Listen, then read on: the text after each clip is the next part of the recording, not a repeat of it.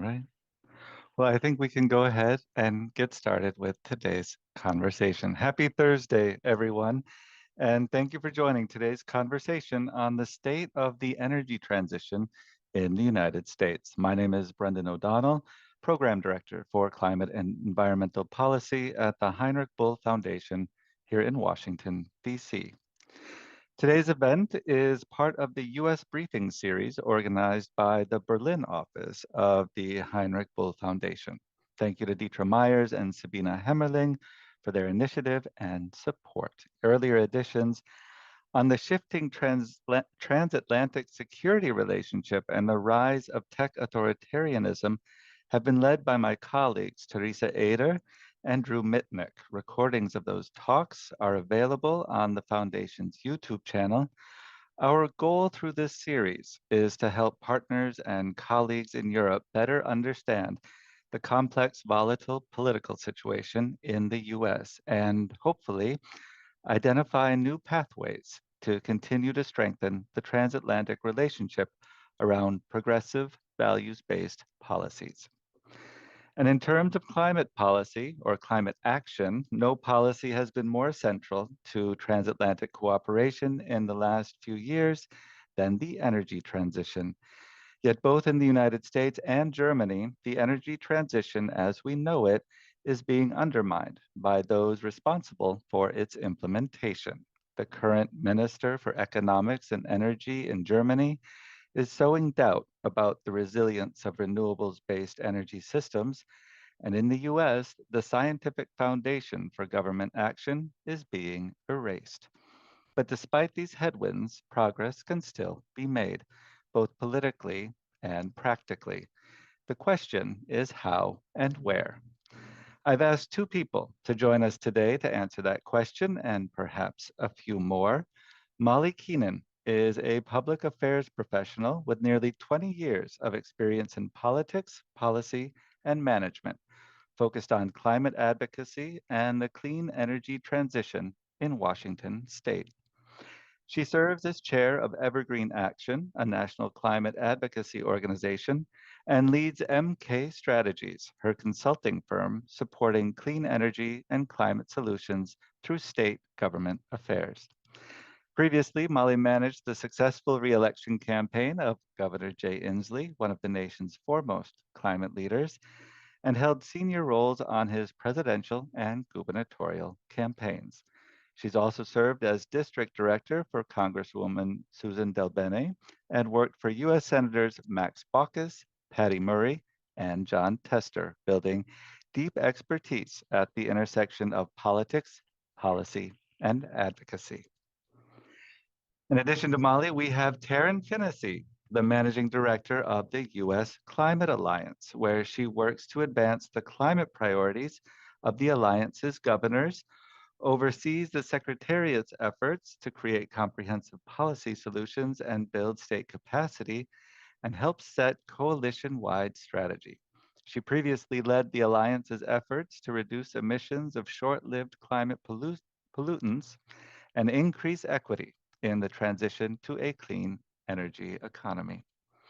Prior to joining the Alliance, Taryn was the senior climate change specialist for the state of Colorado, where she coordinated climate change efforts across state agencies to integrate scientific and policy innovations that reduce emissions and address climate change impacts, and helped establish Colorado as a national and international leader on drought resilience.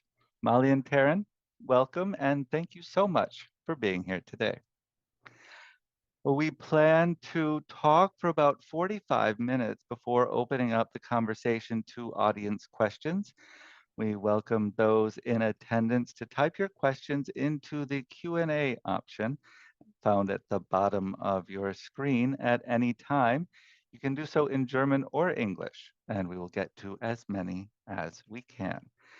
The conversation that we're having is being translated live into German, so you can select your preferred language by clicking on the globe at the bottom of your screen.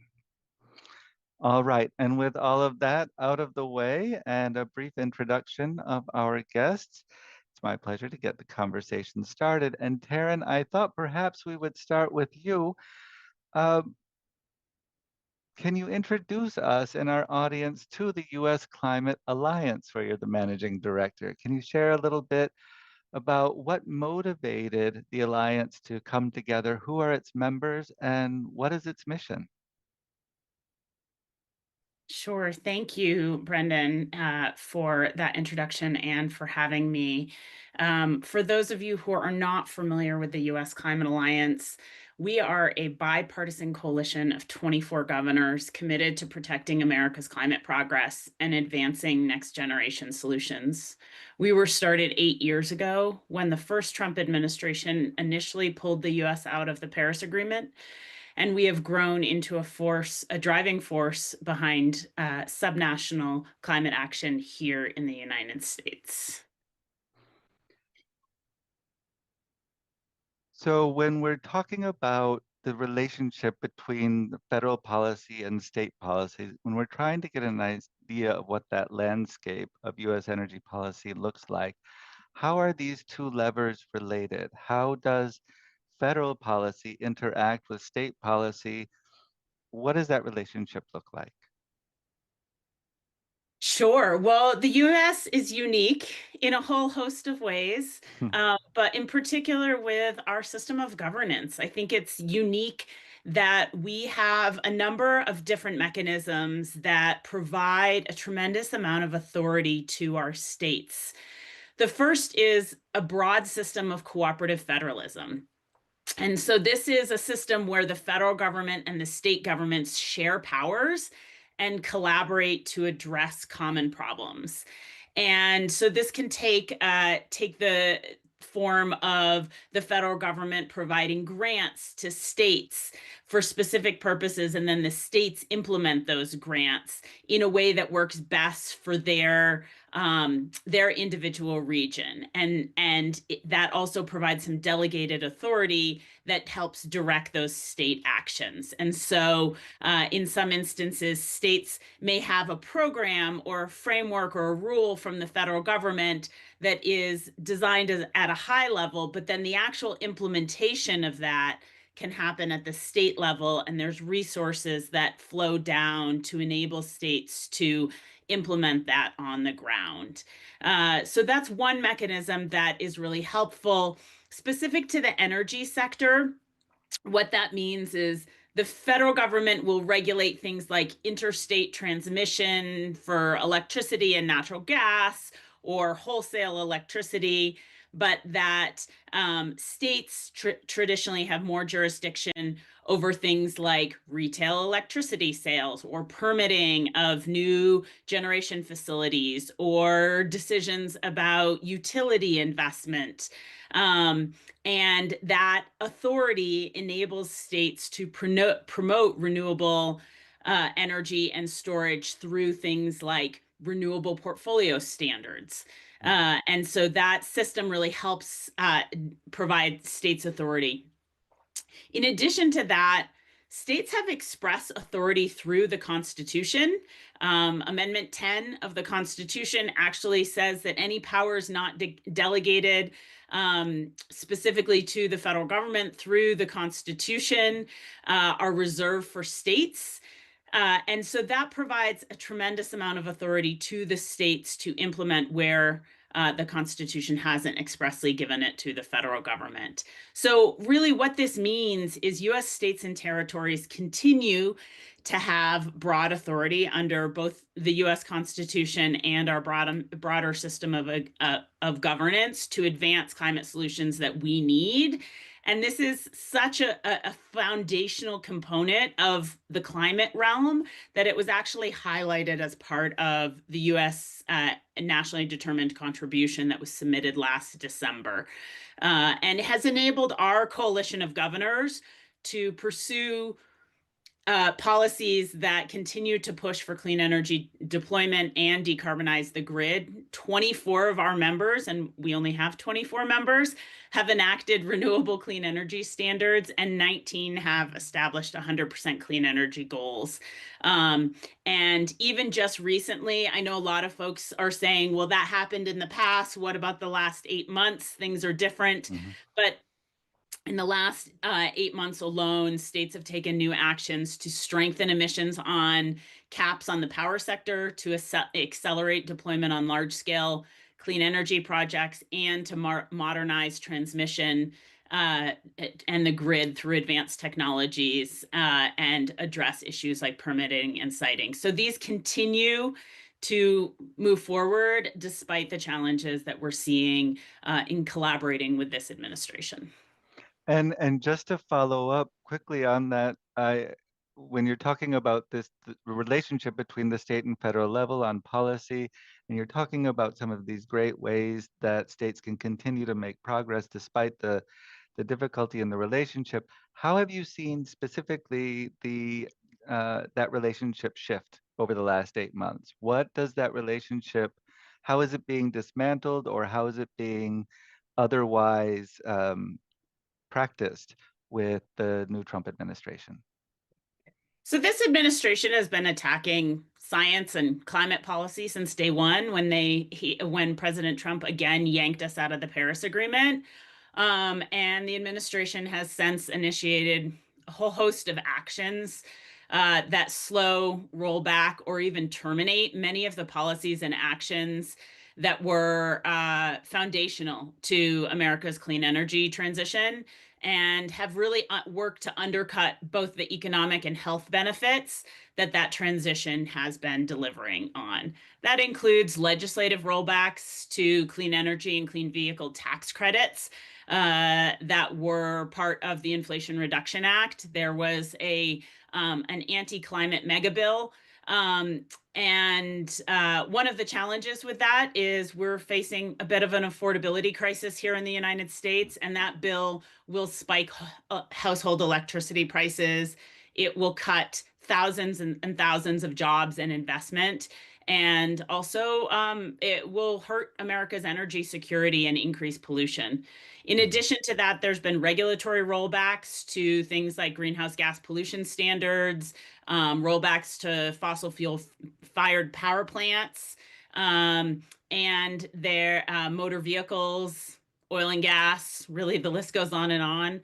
And then there's also been executive and legislative efforts to stall the deployment of wind and solar projects and dismantle some of the clean vehicle programs that had been adopted by alliance states. But I think one of the most unique things about this is that the president has also really gone specifically after states' climate authority by issuing an executive order that really directly challenged states' authorities. And I just want to reinforce that our governors are not standing back and letting this happen.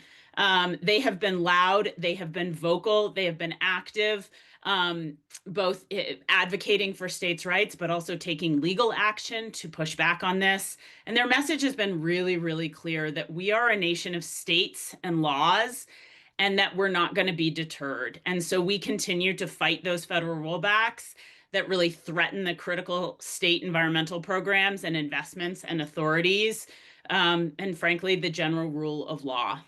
Hmm.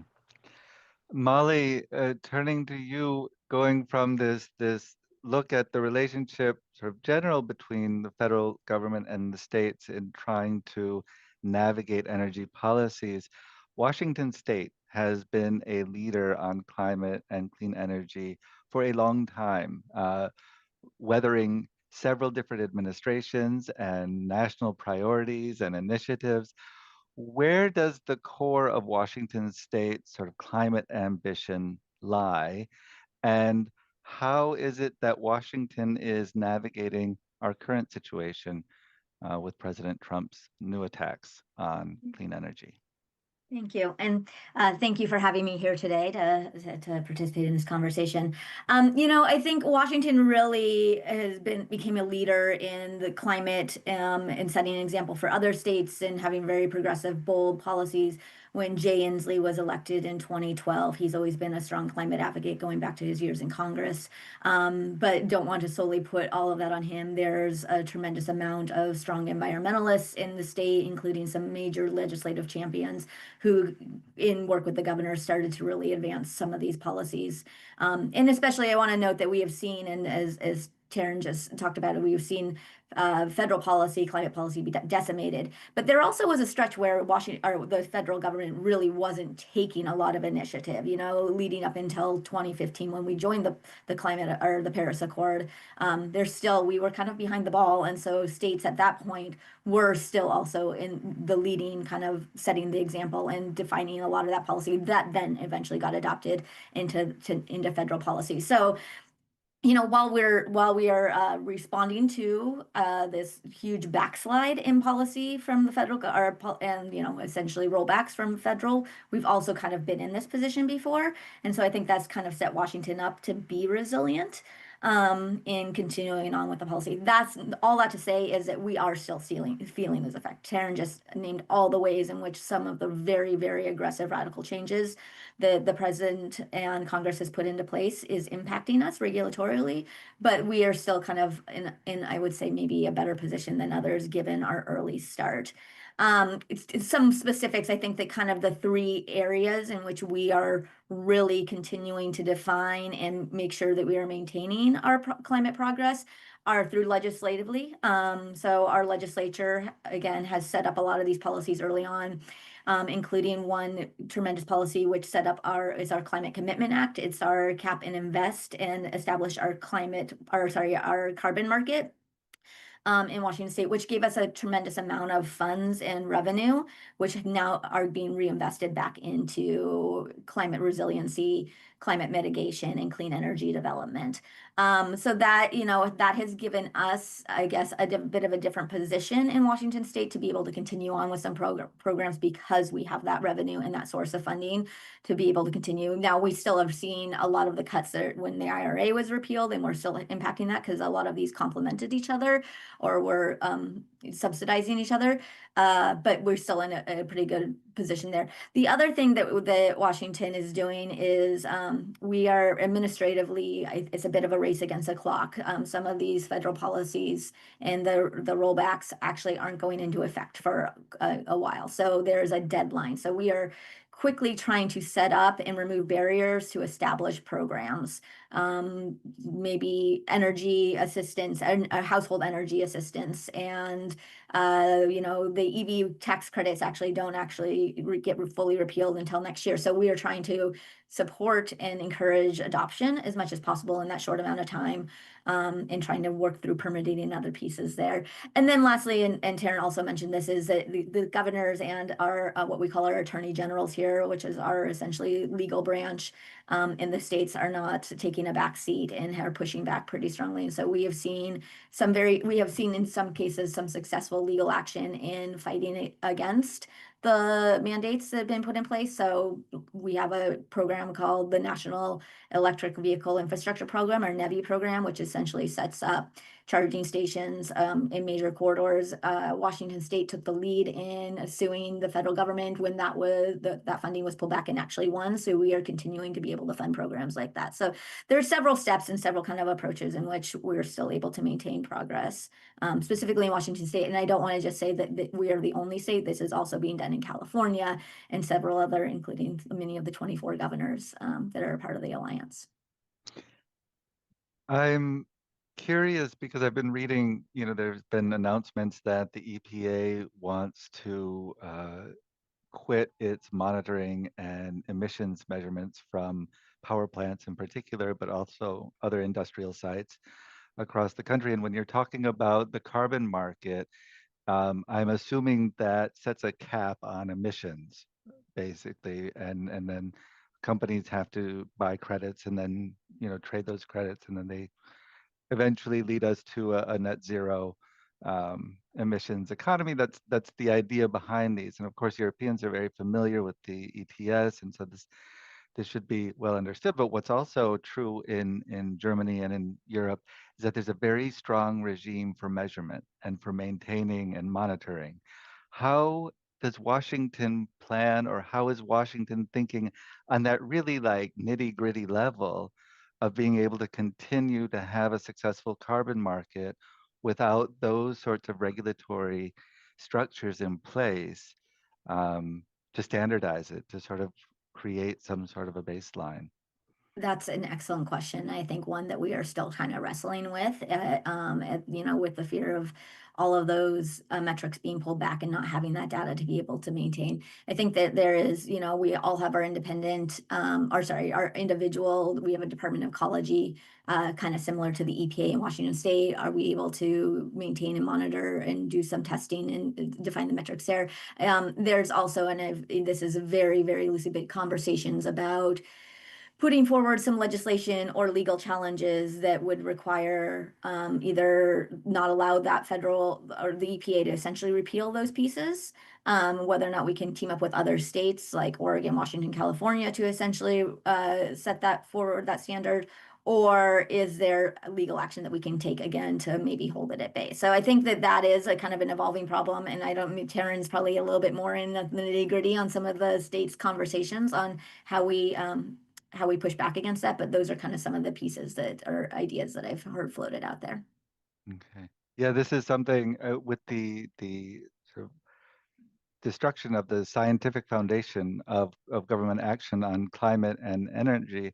I really worry about where do we find the replacements for that? These parallel institutions that can continue that sort of foundational work, that helps us know when we're making progress and what is actually working or most effective moving forward. Taryn, I would love to hear your input, reaction to what Molly just said, and then, yeah, do you have something to respond to that? Sure. It's what's the old saying? You can't measure what you can't, or can't measure what you can't monitor, or something like that. I know I'm botching the statement. The translation also probably doesn't work well, but really what this administration is trying to do is remove all the data, because then you can say there's not a problem if you don't have the data to support it. And I think what's really important is that it's not just states that are opposed to this. Companies are opposed to this. This is information and data that they have to monitor anyway, because they have to report it to the European governments, right, for international trade. Most of these are global companies. They're not operating just in the United States. And so they didn't ask for this, and this actually is going to increase cost and hinder their ability to operate on a global scale. And so it's not just the impacts to the states and our monitoring and measuring of our progress.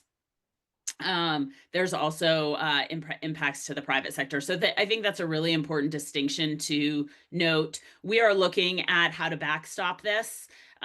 It's hard, right? Because some of this information is submitted voluntarily, and some of this information is mandated and required by law. And so, as is the case with all things that are voluntary, some will choose to report and some will choose not to. And it's probably the biggest offenders that will choose not to.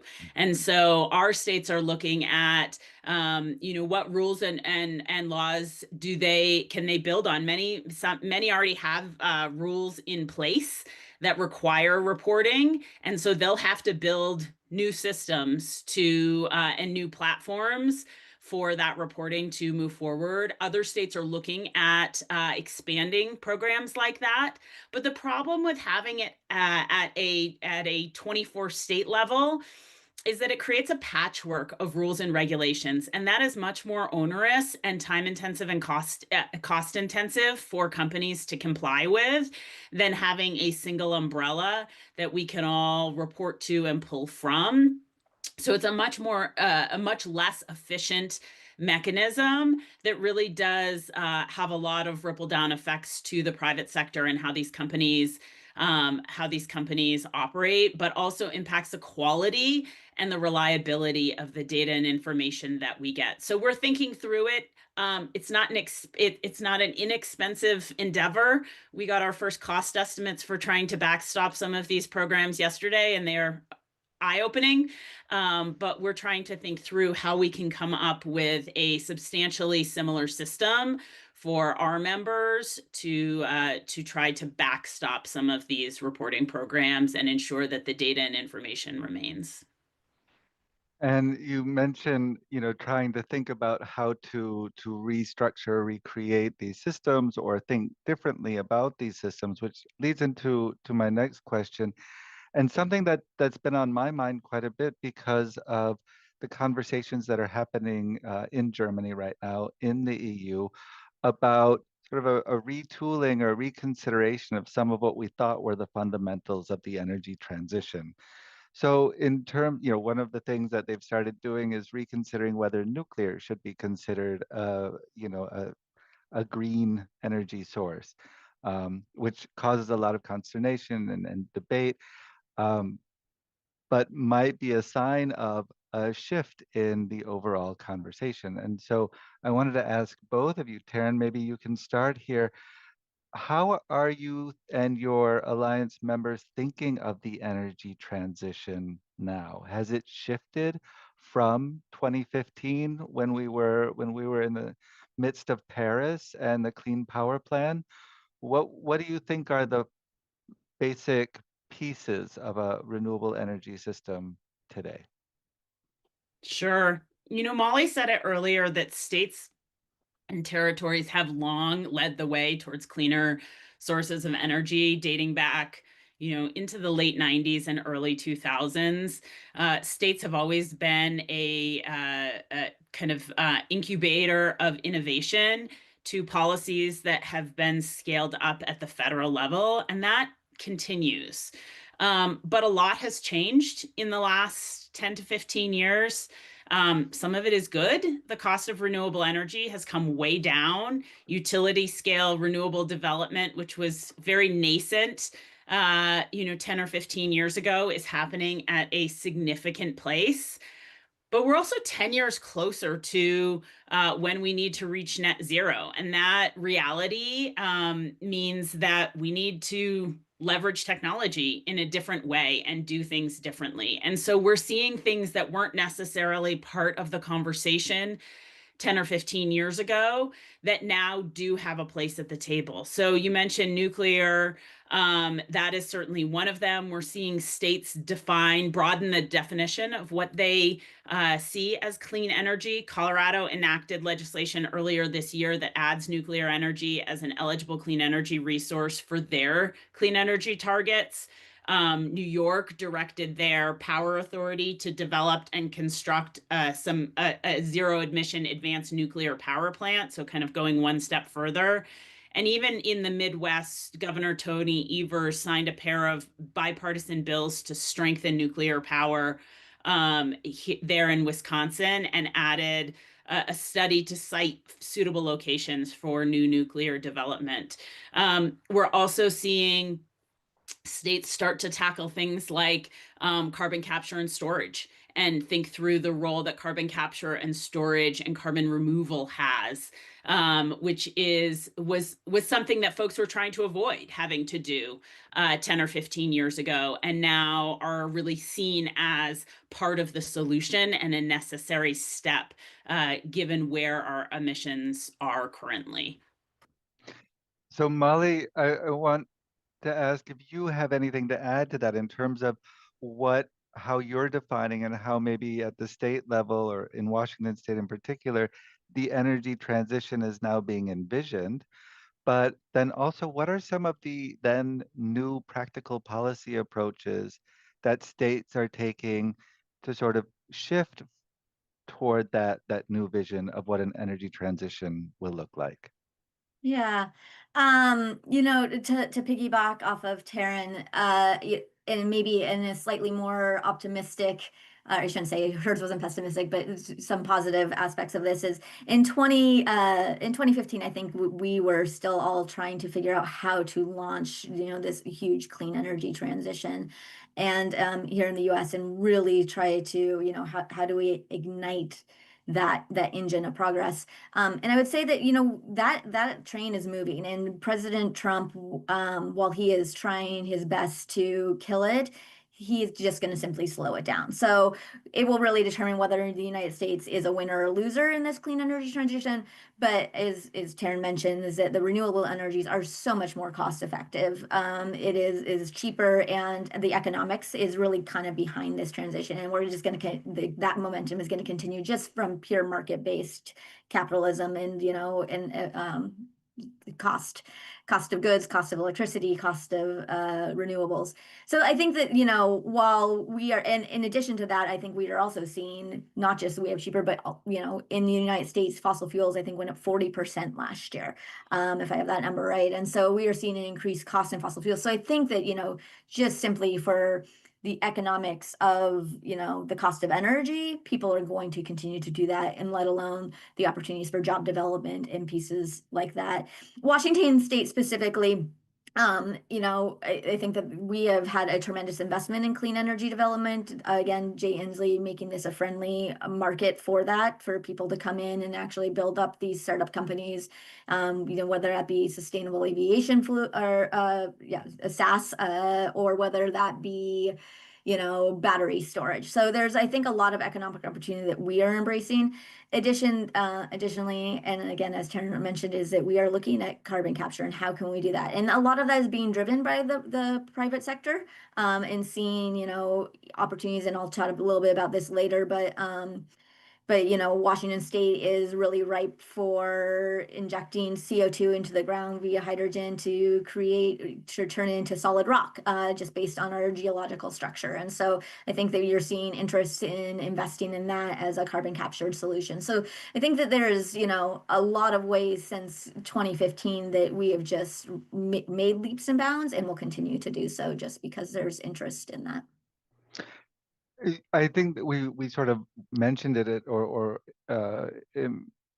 referenced it in a way early in the conversation, but when we are looking at deployment and sort of shifting a little bit or thinking about new approaches to the energy transition, there are things like permitting reform that obviously come into play, or other sort of tools and mechanisms that are now becoming part of the conversation among constituencies that previously were a little, like carbon capture and storage, a little skeptical of whether these were the direction that we wanted to go in. So how are states sort of approaching this idea of working more closely with the private sector and thinking of ways in order to leverage sort of the autonomy that states do have to be able to put some of these newer ideas into practice, rather than maybe hoping for a utopian clean energy future? Are there ways or conversations that you're having related to that? And I'm thinking here specifically of permitting reform, but I would love to hear if there are other sort of policy mechanisms that are coming up that maybe weren't part of the conversation previously. Sure. I'm happy to start, and then Molly, feel free to jump in. I think that there is mounting evidence, like Molly said, that the clean energy transition is not stopping. It may be slowed, but it's not stopping. And just to add a finer point to what she said, in 2005, 1% of total generation in the US came from wind and solar. It's now up to 16%, with more than 40% of the nation's electricity being generated by zero carbon sources. And in California, they have increased their zero carbon electricity generation by more than a quarter in just the last decade. So these transitions are happening, and the private sector recognizes that, and they recognize that there are challenges to to some of the electrification. And that for the first time in a generation, we're seeing electricity demand increase instead of decrease. And there's a number of drivers for that, but our electrical grid system was not created to really to maintain that amount of electricity growth. And so they're having to think about a whole host of things. And permitting reform is absolutely one of them, right? Thinking through how we site large scale utility projects is really important. This has been at the core of some of the conflicts between the states and the federal government on offshore wind and the role of offshore wind, which is often happening kind of in federal waters, and how to navigate that. But it's also happening here on land. And how do you cite renewable energy in a way that takes into effect a whole host of competing land use demands and needs? First of and foremost, which we hear about, is housing, right? That land is valuable and limited, and so trying to look at some of those trade-offs. I think there's a lot of ways that we can think through that to both balance the trade-offs between community input, which we don't want to lose, and also responsible energy development. And so there's new innovations happening around the rules and regulations that if you comply with a certain number of kind of best practices, then that can help to improve your permit, the process at which and speed at which your permit is moves forward. We've also seen that states are being more inclusive and collaborative with who they're bringing to the table, and that can help speed up the permitting process.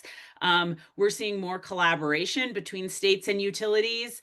I think a long time ago, or maybe not that long ago, a decade or more ago, utilities would just bring their plans to the public utility commissions and hope that it would get approved. And now there are no surprises by the time they show up at the Public Utility Commission. There's been years of dialogue to move that forward and years of community input, so that we are really trying to balance those trade-offs and think through how to address that. But I think there's also ways that we can look at, grid modernization and collaborative things that, like, the utility wants that to expand their own process, and thinking through how do we couple those load growth drivers with the expansion of renewable energy. So one of the things that folks are exploring is, off-grid data centers. So how do we make sure that those data centers are supplying their own power with wind and solar, or distributed wind and solar, so that they're not necessarily adding to the grid, but still meeting the demands that we're seeing within the load growth system.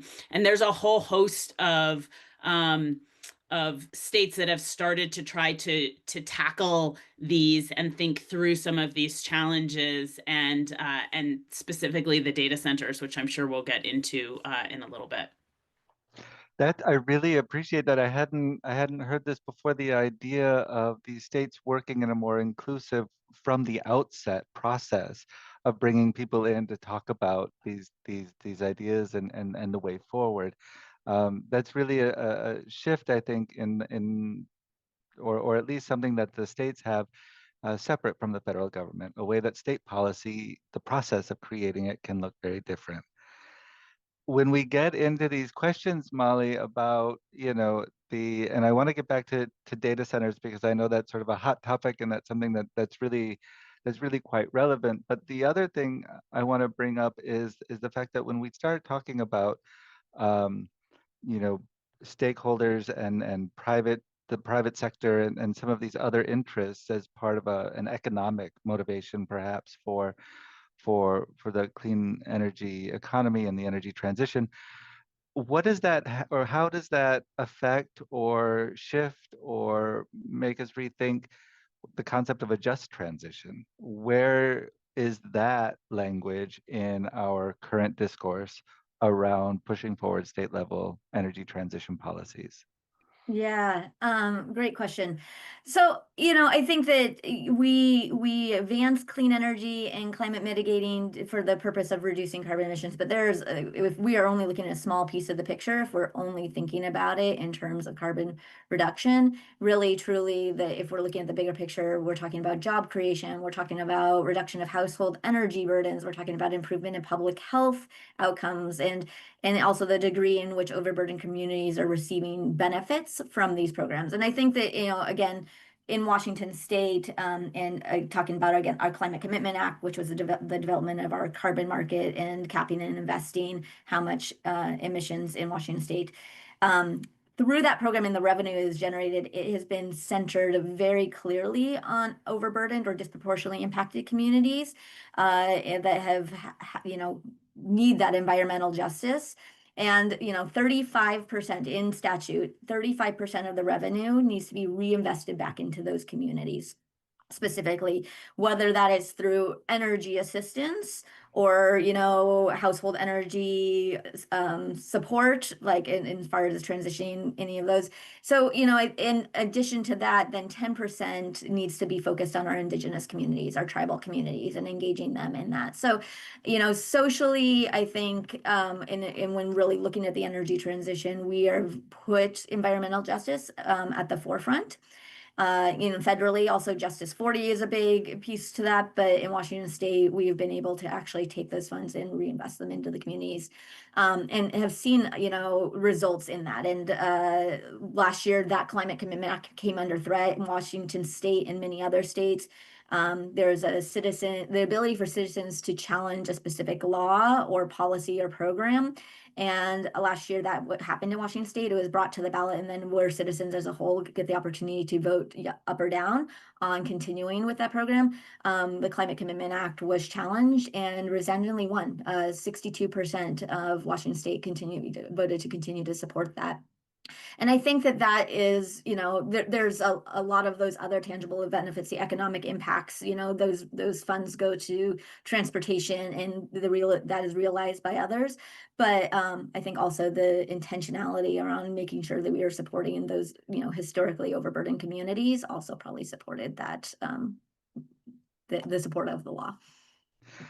Taryn, are you seeing this in the other states of the alliance in particular, the fact that where the effort and the investment has been made and sort of the political will has been present, that the population generally increases their enthusiasm for continuing forward on energy transitions, even if they're sort of at the state level rather than these grand national projects? Yeah, I mean, nearly 6 in 10 Republicans say that it's very or fairly important for the United States to increase its use of clean and renewable energy sources like wind and solar. And nearly an identical share says that Congress should protect those clean energy investments. And that's because slowing the development and deployment of wind and solar drives up costs, and that impacts consumers. And we know that even without the federal incentives, wind and solar are some of the most cost-effective sources of energy and some of the fastest to get online.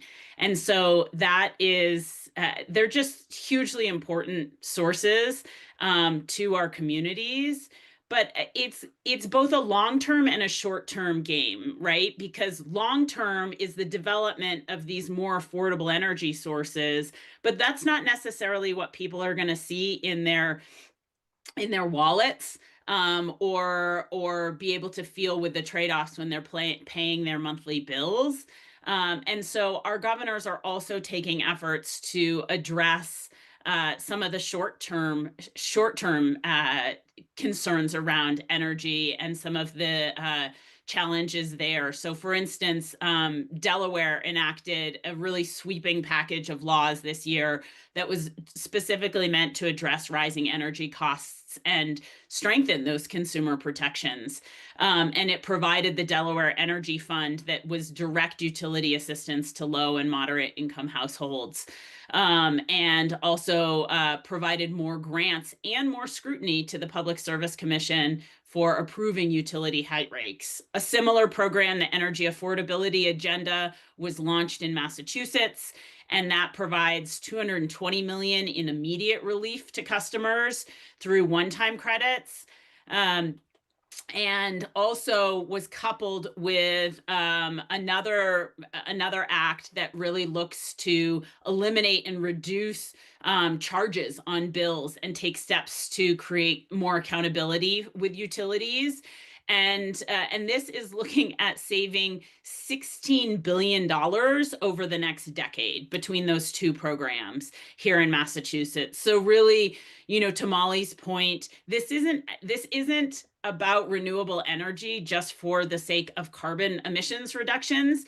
Renewable energy is cost effective. It's better for the public. It's more it is taking our ingenuity and our innovation to the next level, because it has so many co-benefits for Americans in their day-to-day lives. Well, Molly, I want to turn to you to follow up on this a little bit, because as Taryn was talking, I was thinking about, especially in Massachusetts, in New England, there's been a big push by the fossil fuel industry in particular to try to get pipelines all the way through, to connect the Northeast Corridor through pipelines. And there's a huge public relations campaign to try to convince people that this will be better, that this will lower their prices. But of course, as we know, we've cited a couple of studies, or we've mentioned a couple of statistics anyway, that the cost of natural gas, or LNG, is up for domestic consumers. And that trend is expected to continue as more and more of it is shipped overseas to markets in Europe in particular, and in Germany. So how do you counter those narratives when you're trying to deal with these false information campaigns from the fossil fuel industry that drill baby drill, turn on the tap, everything is going to just create this unending flow of energy if we just keep investing in fossil fuels? Yeah, again, challenging and hard. There's deep resources and deep pockets there that are putting forward kind of that public relations campaign in that. And they also often put it under the guise of clean energy, right? We're investing in this pipeline because eventually this will be a hydrogen pipeline, right? And they're talking about, and which may or may not come to fruition, but really, truly, they're doing it for their own pocketbooks and to try to continue the fossil fuel industry. So, I think the best countering to that is really, truly showing how much more cost effective, clean energy and renewable energy is. We can also see, job development and opportunities that are coming through those renewables. We know that, again, going back to the Climate Commitment Act, which was huge here, that at least 45,000 jobs are coming out of the development of that. In the short term, long term, $9.1 billion is going to be put back into the economy. So, just naming that, I think that the best way to counter that messaging is truly through showing the economics of it, the pocketbook of it, what people are realizing and feeling when they're paying their utility bills, when they're, filling up their gas tank. And we just need to continue to show the energy savings that comes from the clean energy transition. And do you feel like the victories that we had during the Biden administration with the IRA, with the Bipartisan Infrastructure Law, and some of the other initiatives, that sort of created a sense of a national climate policy, one that could be put into practice. What are the lessons that you've taken sort of from there and from that approach down to the state level? How do those sort of victories become sort of catalysts for further state action? Brendan, I might flip that on its head and say that those innovations came from the state to begin with, and IRA was built by innovations that were already happening in the states. Sorry, Molly, I cut you off, but I thought no, I appreciate you. It actually set me up because, again, going back to Jay Inslee, who really, truly, as we mentioned earlier, that the climate movement really was not very strong and progressive in the United States until the 2020 election. And Jay Inslee ran for president, and really the only platform that he focused on was climate. As someone on the campaign, there were other issues we obviously addressed, but it made it at the forefront of when he then had to step out of the race. We did not obviously progress, but then Biden then continued to champion it. Elizabeth Warren and Biden were then, continuing to be the front runners, and it became a strong policy position. And the platform of what was eventually put into the IRA came from states like Washington, California, New York. And so, yeah, I appreciate that comment, Terrence, that while again, going back, the engine of progress is still moving. There's still an economic interest coming out of the, what was invested from the IRA and will continue to be. But ultimately, I think that it really came from the states. Mm-hmm. So you mentioned a couple of things there, and Taryn, you were mentioning something earlier too, I believe, with the 60% of Republicans, or nearly 60% of Republicans, support maintaining these investments or protecting these investments. That then sort of leads to a question that Germany was confronted with in the most recent federal election, and one that was sort of part of some of the considerations of or discussions following the federal election here in the US in 2024, which is, why didn't climate become more of an open topic, part of the campaign, at the national level? How is it that these local victories, like what we saw in Washington State, and 24 of 50 states, that's a pretty good, that's nearly half, right? Why aren't these ideas or these arguments working or being applied to national conversations? It's a complex question. Sorry. And I think that, what we know is that almost 80% of Americans their number one concern right now is the cost of living and affordability. And they think that policymakers should be doing more about that. And the reality is that renewable energy deployment is a solution to that request. Housing and permitting reform is a solution to that request. And thinking through those issues, addressing extreme weather, which drives up the cost of housing, which drives up the cost of insurance, which takes money out of people's pockets on a monthly basis, is a solution to that affordability crisis. But when you have a rise of authoritarianism, when you have people's rights, people's fundamental human rights being attacked, when you have their health and well-being being attacked through restrictions on Medicaid and the right to work. There are so many issues that are under attack in the US right now. It's really hard to have any one single issue become the front and center of the discussions. It is everything, kind of the fundamental pillars of our democracy are under attack right now. And so I think that was the core of this last election cycle. And while climate continues to be a big concern of folks, people want to see the federal government address these. People are seeing devastating and deadly impacts of climate change, and they recognize that those are climate change impacts. There's also day-to-day pressing issues that are really calling the need of policymakers and folks' attention to ensure the rule of law continues within the US, ensure that we address this rise of authoritarianism, that we maintain our democracy. And that means that you have to kind of divert and focus your attention on other things. It doesn't mean that that climate is not important. It just means you only have so much capacity and bandwidth, and you have to focus on the thing that is hemorrhaging the most at any given moment.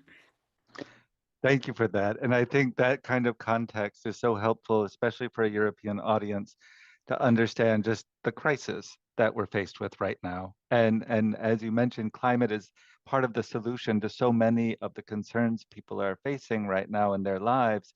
But there is an existential crisis as well. And there are people afraid to go out of their homes. There are children afraid to go to school. I mean, there are really serious issues that people are um, it's difficult to sort of look beyond that and think about, okay, how do we move into the future? So thank you for sharing that kind of context with everybody. Molly, you were with us with the Heinrich-Böll Foundation in Germany during the, well, before I get to this question, I just want to say, if there are any questions from the audience, please do feel free to type them in the Q&A. We're coming up toward the end of our webinar this afternoon. So I want to make sure if there are any questions from the audience, we're able to address them. But Molly, I'll turn to you for one more question. You know, as I said, you were in Germany for that election, so you saw that, and we did talk a little bit about why climate wasn't really such a significant part of the national campaign in Germany at the time. But what I'm curious about is, in addition to your trip to Germany, you were also in Iceland, you were mentioning during this year, which was very exciting for me because I thought, well, look, there are these opportunities for states or people at state level to create or open up conversations with transatlantic partners or European partners in particular for knowledge exchange, to keep supporting each other on this path toward an energy transition. Tell us a little bit about what those sort of interactions look like, what it means to create these transatlantic partnerships at the subnational level as well. Yeah.